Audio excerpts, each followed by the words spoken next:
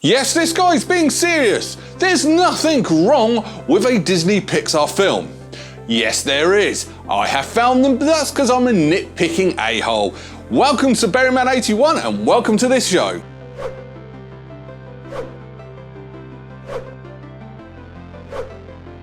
Onward is a 2020 American computer-animated urban fantasy adventure film produced by Pixar Animation Studios and released by Walt Disney Pictures.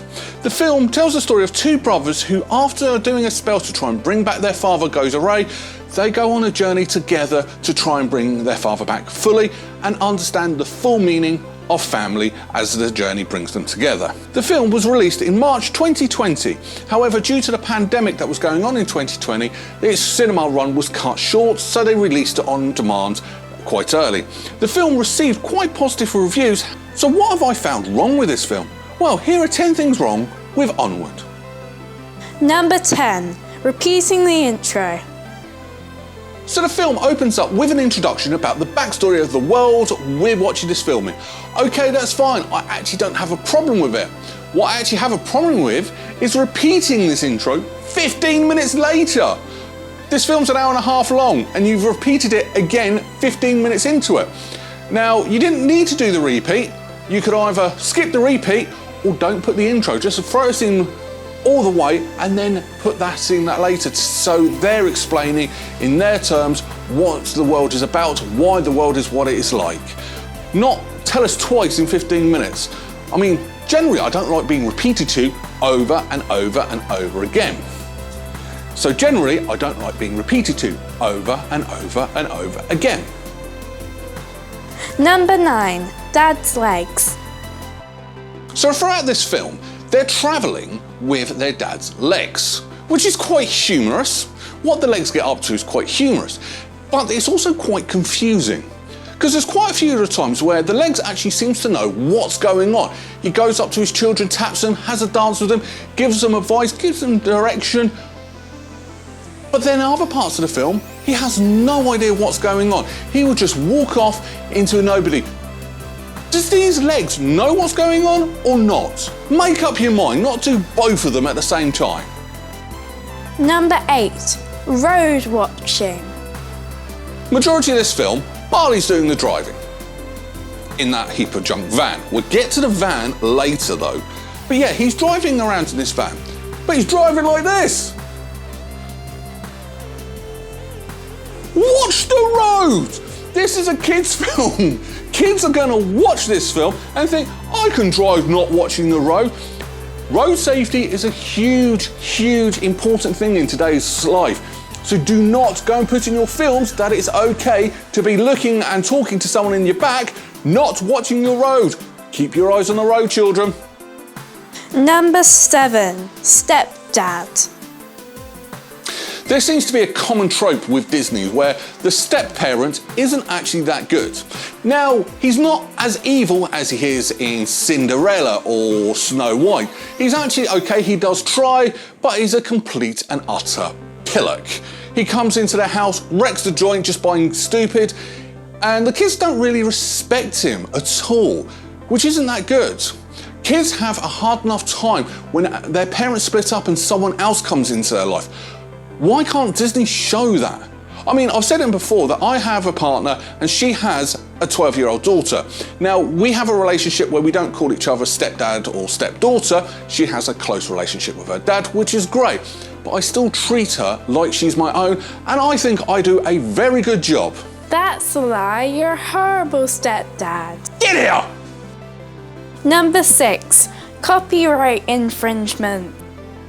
So you remember earlier I said I'm going to pick up on the van again. Well, here it is. Disney's currently being sued over the van. No joke. Apparently, they saw the van, they asked to have a look at the van and copied it exactly. Now, the owner of the van is actually trying to sue Disney.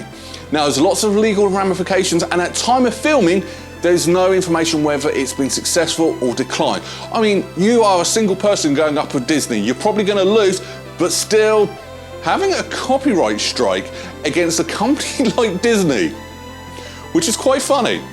I mean, I get copyright strikes because I use clips in my Berry telly, but still, Disney getting copyright striked? You gotta find the ironic side, but doesn't look good on your films. Number 5. Phoenix Gem is the wrong colour. Now, who's somebody who likes playing RPG, especially Final Fantasy? I mean, I've done a script for John Joe on Final Fantasy VII, so I know what Phoenix Gem, or Phoenix Down as Final Fantasy call it, or whatever. But they're never orange. They're normally either green or white. It's either green magic or a white magic. There's no such thing as orange magic, so why is this gem orange? Oh yes, you've copied the MCU. You've copied an Infinity Stone, mainly the Mind Stone. That doesn't tally up either. Get your information. It should either be a green stone or a white stone, never orange. I mean, Etsy sells something that's more of a blue colour, but Phoenix Gem, sorry, no, it's not orange. Number 4. Why are the elves blue? I'm pretty sure I didn't write that in the script. I think I've upset her. But never mind. It is true though.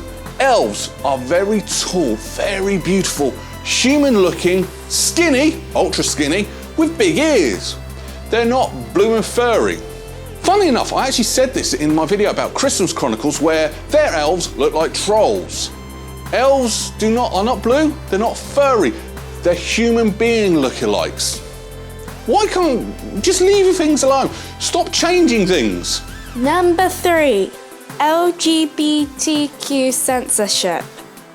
So Disney did do something right by dropping a little Easter egg saying one of the background characters, the cop called Spectre, is gay. She has a wife who has a kid, so she's a step-parent. However, if you were in Russia or certain countries in the Middle East, you would have lost that one because it was censored. It was rearranged to saying parent. However, they dropped the whole LGBTQ plus thing by doing it. Censorship of this is the 21st century. We should not be offended by things like that now. We should embrace people's differences, not censor it. That's never a good sign. Number 2. Missing message. The main message in this film is family. Family bonds between the two brothers trying to find or say goodbye or say hello to their father.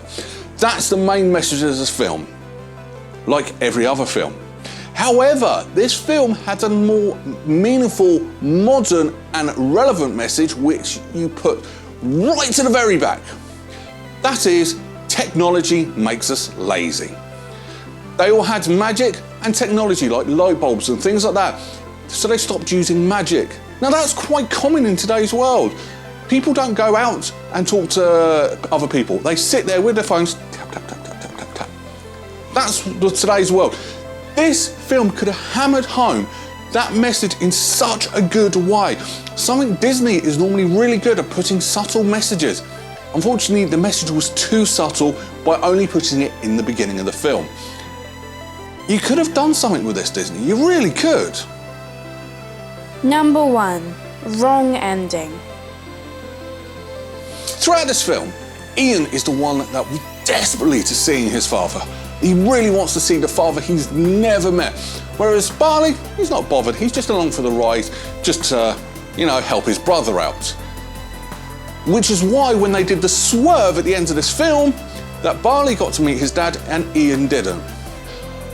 Why are you teasing us with one thing and then give us something else? Now, normally I'm okay with doing a bit of a plot twist, but that one, no. Ian got nothing. Okay, he realised his father, all the stuff he wants to do with his father, he got with his brother, but still, he still should have been the one to meet his father. And I don't get the impression Barley was never, ever that bothered about seeing his dad. You got the ending wrong. Final thoughts. So am I getting paid for this? No. Oh. Well, we've had a run of a few weeks of appalling films, so that's why I've done a Pixar film. It can't be that bad, can it? No, of course not. It's a Pixar film. It's a film, for once, that I had no interest in picking my phone up and playing Candy Crush. I was hooked.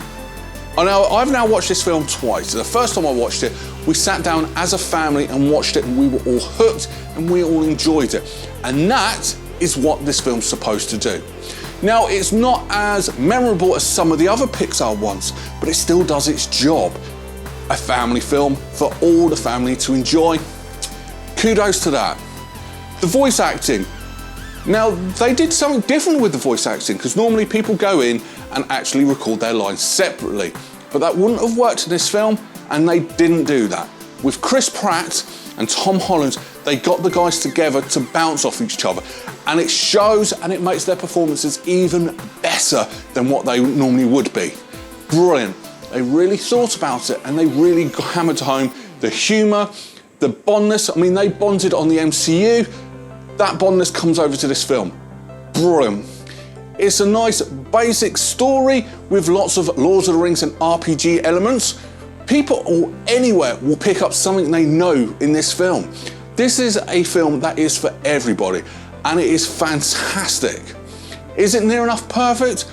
Well, no. As I said, it's not as strong as like Toy Story or Moana or even Coco. That is a brilliant film. I may do that one day, but I love that film too much. It's not as strong and powerful as them, but it still deserves respect. You still need to sit down and watch it with your family. It is great. So because of all that, I'm actually going to give this a 9 out of 10 berries. I haven't given a high rating for a while, which is great. Seriously, if you've not seen this film, go and watch it. Go and watch it with your family, go and watch it with your children. If you don't have children, go and grab your nieces and nephews. Just don't grab a random child off the street, because that is illegal and that is wrong. There's my public safety announcement for the week. So that's what I think of this film. What do you think of this film? Write your review in the comments below, along with a rating out of 10. I love reading all of your comments. And on to next week, we're going to do an 80s film called No Retreat, No Surrender. No, I've got that the wrong way around. No Surrender, No Retreat. I've never actually seen this film, so I'm looking quite forward to it. Want to know what I think of the film? Come back next Sunday. Take care. Bye-bye.